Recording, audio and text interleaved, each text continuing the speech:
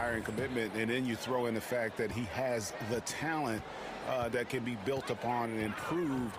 One big factor will be injuries. That's the big X factor that determines so many more careers than desire. Talent and commitment, you need to stay on the court. Welcome back, folks. We'll see if we're in store for a more tightly contested quarter as we move here into the second. And, guys, the Jazz enjoying a nice lead here. Not sure you can play any better offensively. Flawless execution on the offensive side of the floor. Doesn't get much better than that. Let's see if they can add to it. So on the floor for the Lakers to start this second quarter. Hands out there with Dang. Then there's Jordan Clarkson. Then there's Gian Leon. And it's Huertas in at the point. And Utah making a change here. Favors is checked in. And Dante Exum picks up the foul. That's foul number 2 for him. Mozgov, he's checked in for Los Angeles. Ingram comes in for Larry Nance. Offensive rebound, Ingram. Terrific design on the big play, and he lays it in. And not only can Ingram score from the perimeter, but he can also contribute inside. The way he releases his shot makes it very difficult to block. And defensively, they are on their heels every time the ball comes inside. They've been struggling here on offense. Yeah, a bit of a dry spell for sure. Huertas kicks to Ingram. Here's Mozgov. And the layup is good after a nice lead pass. Mozgov's got his 3rd basket of the night.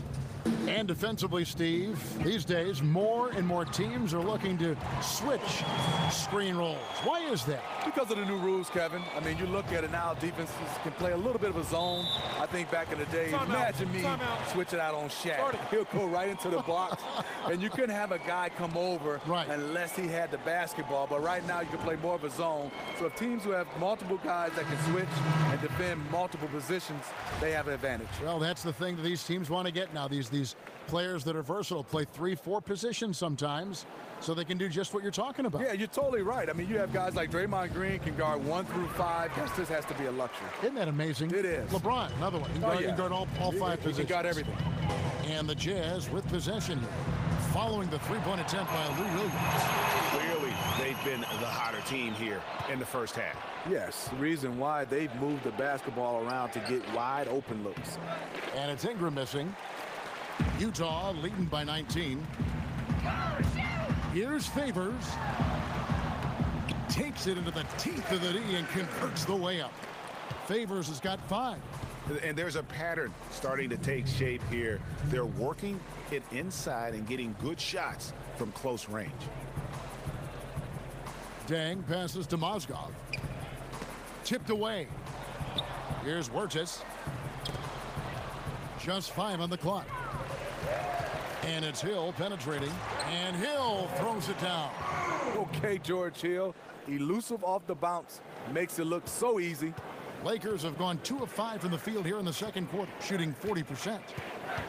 And George Hill, really, for me, an interesting case study, if you will. Always an unselfish player, always been careful in terms of shot selection and smart on the floor. But with Paul George missing time 2 seasons ago, Hill really stepped up his role and didn't miss a beat. I think he can do even more offensively. He's one of those guys that I think doesn't really realize just how good he is. Maybe he does this season. Looking at who's out there now for the Lakers. Julius Randle's checked in for Ingram. Calderon comes in for Williams. And it's Russell in for Huertas. And on our sideline, our reporter, David Aldridge. Well, guys, the Utah Jazz is one of the up-and-coming teams in the West, and it was a system-wide commitment to young players. The younger teams tend to struggle, but head coach Quinn Snyder said he's committed to letting his players learn through their mistakes. He said it may be painful at times, but that's how we get better. In a lot of things, the only way to learn is through experience. They're catching on quickly, thanks, D.A. And for Hill, even as his shots per game have increased, his percentages have only gotten better. Last season, Greg, a career high in three-point percentage. Yeah, and that spread out offense really has helped. A lot of open looks for everybody. You've got to give him credit, though. He fit in well for this team. Now, Dang. George Hill missing on the 3. For 3, Calderon. Utah with a rebound. Gobert's got 4 rebounds now tonight. Gobert the screen. And Hill is good for 3. Hill's got 5 points now in the quarter. Long-range shooting, a big part of Hill's offensive game. Russell kicks to Nance. Russell against Hill. 6-second difference between shot and game clock. And it's Hill with the jam. Well, there you go. One team operating on all cylinders at both ends. Steals, fast break buckets, and the other team in scramble mode. Russell dishes to Nance. Back to Russell. Will it go? Rebound, Utah.